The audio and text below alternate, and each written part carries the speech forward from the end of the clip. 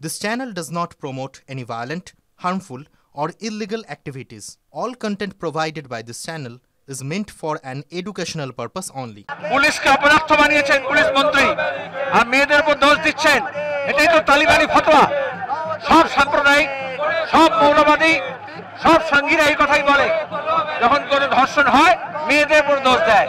যোগীরাজ এখন প্রথম কথা বলতে হবে, অপদার্থকে জানতে হবে যে উত্তরপ্রদেশে কি সব বন্ধ হয়ে গেছে? গতকালও ঘটেনি, প্রতিদিন ঘটছে না। আর কাকে করছে, কাকে ধরো কাকে মারো করছে?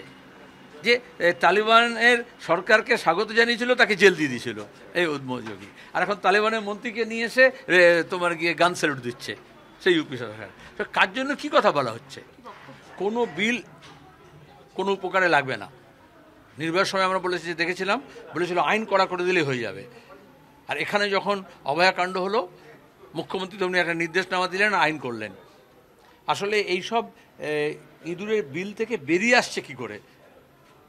যারা এই যে জঙ্গলের ধারে নিয়ে গিয়ে ওড়িশা থেকে আগত এখানে পাঠরতা মেডিকেল ছাত্রীকে ধর্ষণ করলো, নির্যাতন করলো, তারা সাহস পাচ্ছে কোত্থেকে?